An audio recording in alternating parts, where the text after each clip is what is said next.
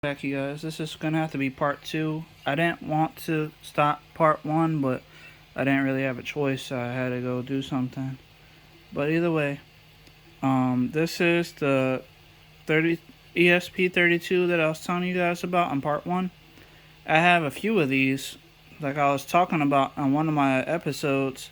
I was talking about how I bought a pack of these from Amazon, I believe, before my accident that I had when I was put into a coma. So when it came in the mail, I wasn't there, but my family members brought it in the house, and they stored it, I guess, in the closet, and they didn't realize where they put it at. But I found it when I was cleaning out my closet. Either way, so you can see I got this caliper right here.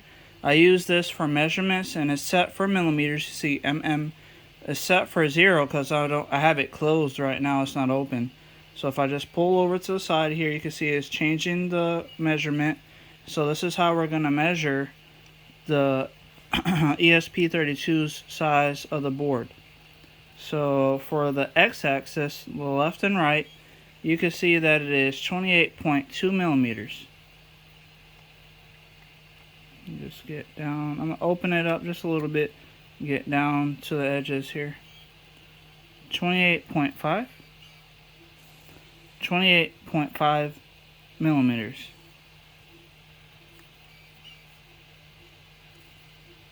So that is for the left and right. So right now on Blender, all we gotta do is set the movement. So right here we have it set at this top left.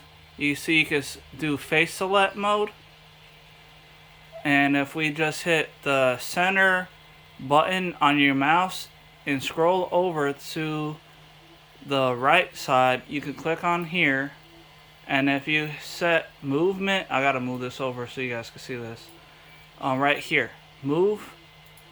So now you see these arrows. So let's press 1 on our keyboard. Hold on. Hold on, let me click that one more time. There. And now I gotta press 1 on the keyboard. There we go. That'll give us the front side view. So now we're gonna be moving over on our right side. So that red 2 millimeters is gonna change. We want it to be 28.5. So we're gonna move that over. You can see it's increasing, and now it's going to 3. Let's zoom out a little bit. The further you zoom out, the more faster movement she'll get. At least the larger the movement will be.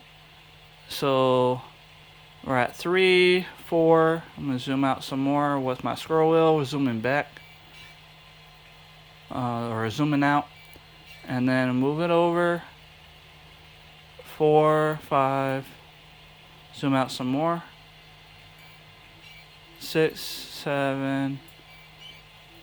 Remember, we gotta be 28.5. So I got to move this over a lot. So that's 10, 11, 12, 13, 14, 15, 16, 17, 18, 19, 20. Remember, it's 28. So we're moving all the way over. 28.5. 0.4, 8, 5, 9. That's too far. So what we're gonna do is grab this hand, move over to the right side here, and we're gonna have to zoom in a little bit here because we want to have the precise measurement. So if you zoom in a lot more, it'll give you a more accurate movement. So we're going on the left, so I'm zooming in a lot here, and we're gonna have to probably move the measuring information over on the right so we can see.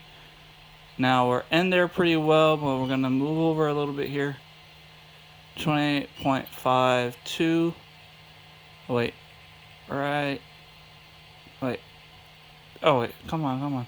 It can be a little tricky to try to get it exactly, but you can do it. You just got to be patient. There it goes. 28.50. So that's fine. So now that is the left and right on our esp32. So now what we have to do is reset this. So we're going to go over to the 0 right there, and then we're going to measure the front and back of the board. So that's the y-axis. So we're going to scroll, pull over on our caliper to make sure that we get in the right measurement for this. And this is how you would do it if you have any other Arduino based microprocessors. If you don't find somebody that already had designed the STL file or whatever. There it goes. So we're at exactly 45 millimeters. So that will be exactly what we need to make the measurement for on our green. So if I just, let me just grab this. Okay, middle mouse button. We're going over to the back side. There we go. And now we're going to do 7 on our keyboard so we can see the top view. And hold on. Yeah, we got it selected, but I can't see it because we're zoomed in too much. So I'm going to have to zoom out a little bit here. Go back to 7. There we go, top view. And now if we just pull upward on the top view, that will be actually going backwards. So we can make that 2, that the green 200 is going to be more. So now we're going to get it to 45 exactly. So let's zoom out a little bit here. I'm going to grab the mouse, the hand, to pull up and then go up more. And that will be 28. Now we're going to have to get closer because we need 45. And you can really accurately adjust everything in Blender for real life objects if you know what you're doing. So that's 50, so now I gotta get back down to 45. 45.92. I'm gonna zoom in some so we can get that 92 off. 45. Come on. 45.10. 44. Hold on. Let's move the green up by pressing on the Y. Now we can move it up here so we can see. And zoom in a lot. Move the hand over a little bit here. And now we gotta go down a little bit more. 22, 18, 4, 2. Come on. There it goes. 45 exact. Okay. So now we move back out of here, zooming out so we can see. So we got, let's do 1 on the keyboard, or you can actually just press the Y down on the bottom of it and you can see the front view. So there we have it. And now I'm not seeing, hold on, it's because it's on Y. Let me press 0 on here, enter. It's there, but you just can't see it at the very moment. Oh, it's because it's on Z too. So I'm gonna just press 0 on that. 0. There it goes. Now we can see that it's 28.5 millimeters for the X, or the left and right axes, and then the green is gonna be that 45. And now we need to figure out how thick the board really is. Not with the pins, because this board does have soldered on DuPont connectors. They're male DuPont connectors. So I'm just gonna try to show you that it's stuck to this piece of fabric here to keep you from having any static, basically. There we go. Take that off. There. So now these are the DuPont male connectors that I was telling you about, and they're soldered onto the board. This is the digital pins, the analog pins, the voltage pins, basically all the pins that you would need.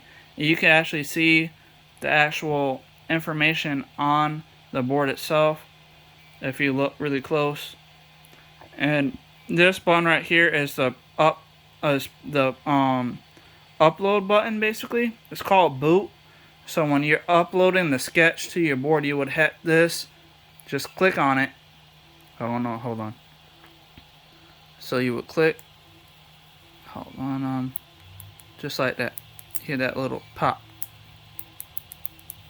So that's to pair the sketch to, or upload the sketch to the board, so it has it saved into its internal memory. Anyway, so you can see the back. I wanted to show you the back of what the name of the board is. It's esp32 Dev Kit version 1 or V1 or Dev Kit V1. Anyway, so this board, the thickness of the board should be probably a millimeter, but let's just double check here. So what I'm going to do is use my caliper like I was mentioning before. So if you guys don't have one, you would definitely need a caliper if you're trying to design things in Blender to 3D print, because calipers are really necessary for 3D printing for accurate measurements. And I know that for sure because I have two of them. I bought one from Harbor Freights, and this one that I have right here, I actually got this from a bin hub store. I found it when I was looking around and I was like, oh, caliper, so I just picked it up. It was $7. Anyway, so now I'm just trying to clamp down on the board itself to make sure it's the right measurements. So let's go to 0. You can see 0 right there. And then I'm trying to adjust it so where I can see the actual information about how thick this board is. Okay, so it is 1.6 millimeters, almost 2 millimeters. So let's just flip it around. I'm going to get this back area here. I just want to make sure that I'm measuring it correctly here. It's a little tedious, but you guys, if you want the right information, you got to do this stuff. So we're at 1.6 millimeters. That's how thick the board is. So that's the thickness of the motherboard's PCB basically. And so it is 1.6, and we are currently on Blender right now. We're at 2 millimeters tall. You see that dark blue right here? That means that the board, this cube at the very moment, is set for 2 millimeters. So we need to bring it down a little bit. So let's, oh wait, come on, stop. Click on here. Let's go to the front view.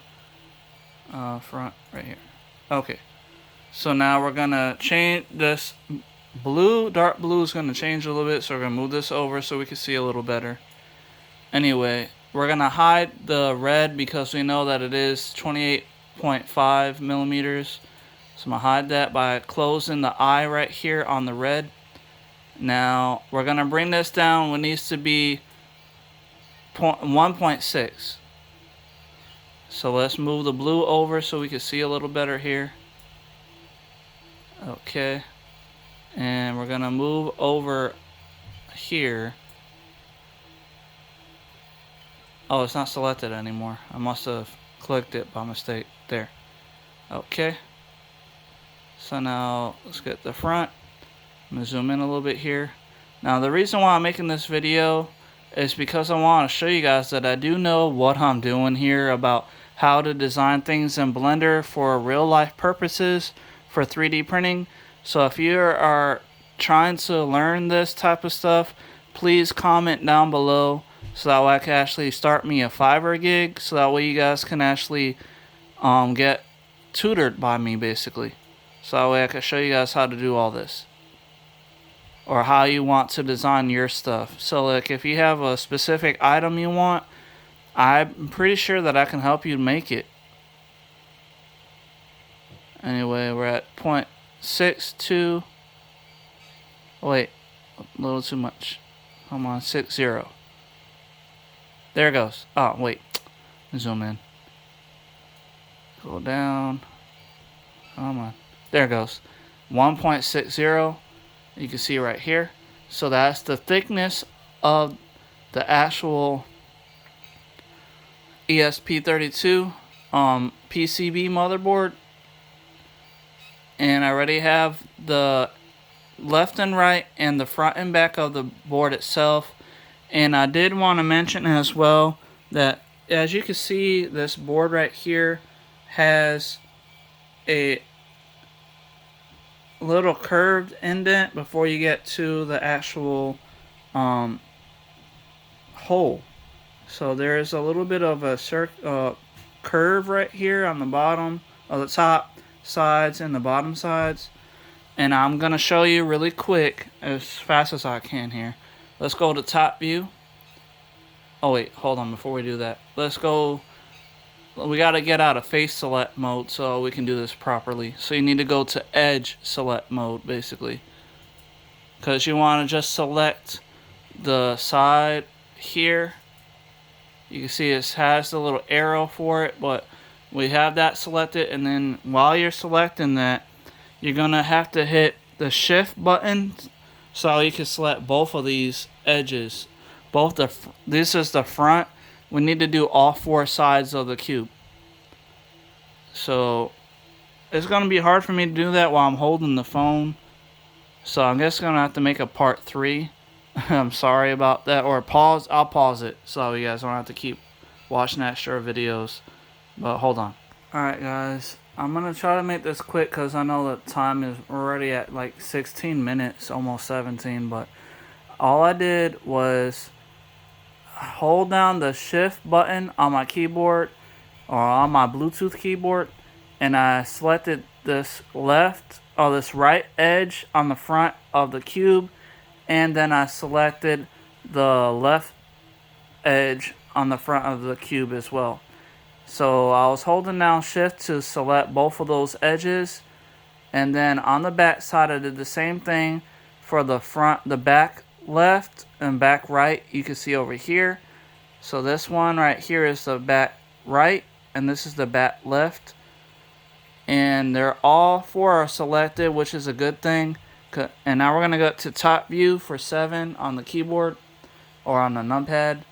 And then if we zoom out a little bit here, I'm going to try to move the actual information so you can kind of see a little better. Here we go. Zooming out, bring it up.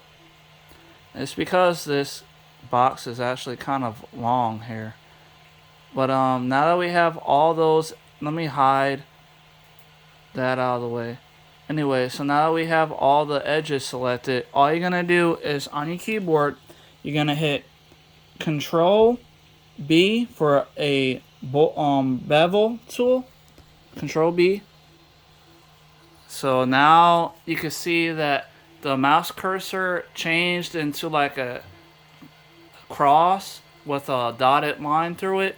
So if we just move up, that is changing the actual edges to being more of a like box shape. But if you scroll up on your mouse wheel, that'll add an extra edge. And if you scroll, that was just one scroll up for one edge.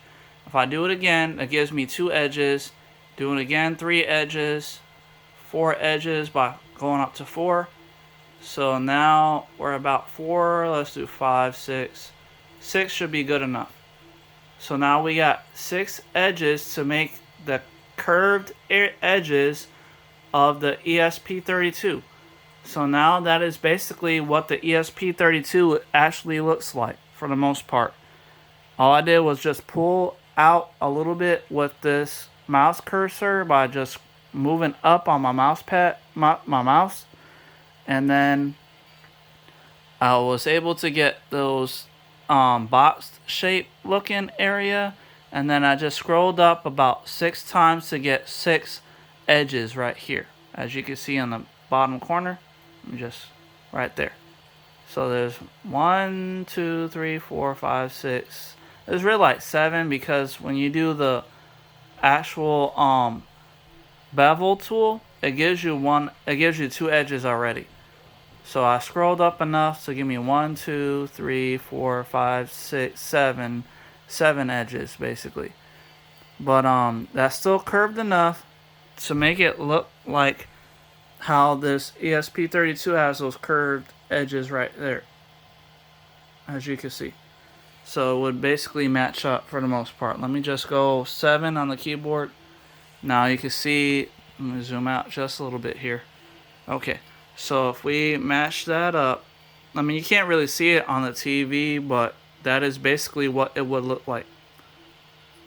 So that's as close as we can get it, basically. Let me just zoom in here so you guys can kind of see a little better. There we go. So yeah, that's how you would start designing your own PCB motherboards, basically, in Blender. And this is for, like I said, the ESP32. And the reason, like I mentioned, why I'm designing my own is because I couldn't find one on Thingiverse or any STL file. I mean, they had the case, like they designed a case for the board, but they didn't actually design the physical board itself. So the next thing that I would have to do would probably be on part 3, I guess, would be adding circles for the mounting holes of the ESP32. You can see there's 4 holes, 2 at the top, 2 at the bottom, right here, as you can see. So now all I gotta do is design those holes. I'm pretty sure they're like 3 millimeters. I mean, I'll measure them using my caliper just to find out for sure. But so if you want to see the rest of this, I will say stay tuned to part 3. Thank you guys for watching. I'll see you guys next time. Goodbye.